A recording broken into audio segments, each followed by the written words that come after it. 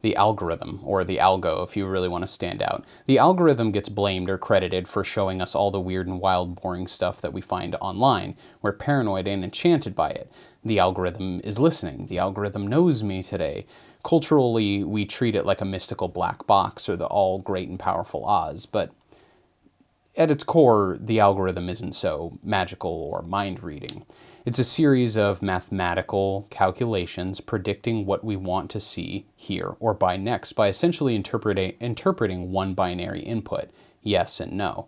Every platform has its own algorithm fine-tuned to serve us content tailored to our clicks, likes, and interactions. This isn't by accident. These algorithms are designed and controlled by people within companies who are financially motivated to keep our attention or disrupt it. They watch closely, noting when we nod yes or no, and with every interaction, they adjust to see what keeps us engaged via an algorithm. They want to know what is most likely to keep us on their platform, and that knowledge is valuable. It fuels advertising, monthly subscription revenue, and a rich stream of data. Is this a dire threat to society? Probably not. But, am I the only one that feels like it's making content so much more boring?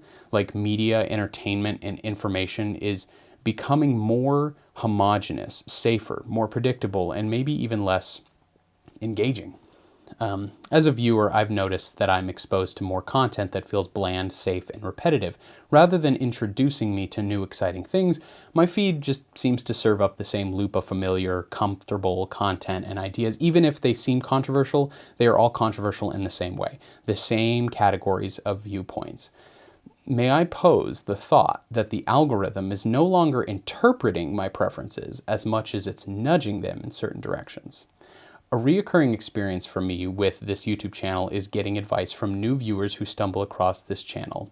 They see my lack of subscribers, views, and engagement and begin to suggest ways that I can drive more viewers to my channel. What's interesting is that this advice almost never includes suggestions on how I can improve my video's entertainment value, but how I can better cater my content to what drives YouTube's algorithm. They suggest better thumbnails or catchy titles while giving me props for posting daily because that's what is best for exposure. They like it, but that enjoyment is overshadowed by a need to validate via metric success, as though expression serves only as a means to success. This always illustrates to me how quickly the unique values and purposes behind a creator's content can get lost in the pursuit of what works for the algorithm. For me, my channel is my own space to express and evolve my ideas freely, but yeah, if I wanted to make a living doing this, there'd be a lot of things that I'd have to start doing differently for this channel. But most, if not all, artists or creators are trying to find some way to make money through their expression, even if that's only a secondary goal. And in order for your art to make money online, it needs views. And in order to get more views, you need to appease the select algorithms of the monopolized internet. And how do we do that? Well, look around you. Look at what's popular. Start by making it more like that. And, yeah, Keller. That's how every industry works. Read a marketing book. But the internet once held an immense promise, a revolutionary space for creators and thinkers to express themselves freely by making the cost of publishing nearly zero. And it provided new pathways for creativity outside the boundaries of traditional media. You no longer needed a record label executive to dub your music marketable based on current trends with teens 15 to 21. You could just put your music online and it could be heard by millions overnight. True democratized creative freedom. Freedom just like the settlers of the Wild West felt before a train rolled through and a bunch of bankers hopped off and bought up all the land and started selling it back to you at 6% on a 30-year mortgage.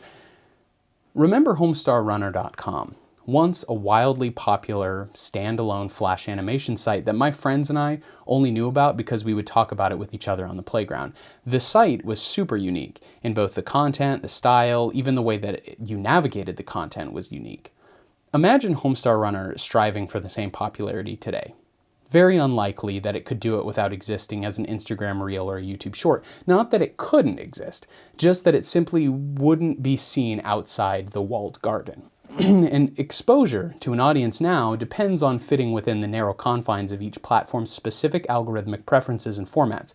As a result, these systems are driving online communication and creative expression into even narrower and narrower channels. But unlike the traditional music, television, or movie industry, we all get a chance at trying our hand at bending, our creative will to the powers that be. My picture didn't get as many likes as last one. Well, yeah, that's because you got fat and the algorithm doesn't think you'll sell. That kind of feedback used to be exclusive to teenage girls in the record industry. And now it's available to every teenage girl with an iPhone, which is all of them. Getting a little off topic.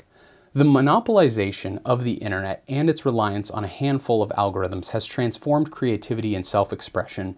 And as we adapt to fit these narrow standards, we risk losing the freedom and originality that once made the internet an exciting, dynamic space for everyone. This is a cyclical rise and fall that we've seen with legacy media before. So, what I'm saying couldn't possibly be that off base. But this time it has a different relationship with our culture. It's far more addictive, it's far more manipulative, and it's all-encompassing.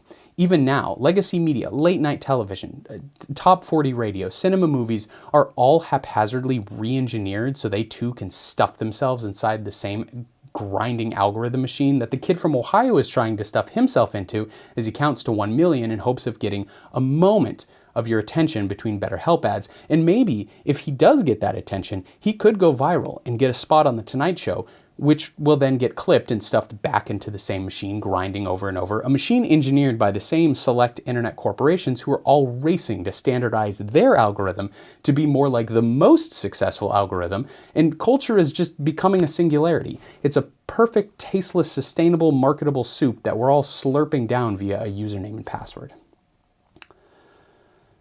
So, yeah. Thank you.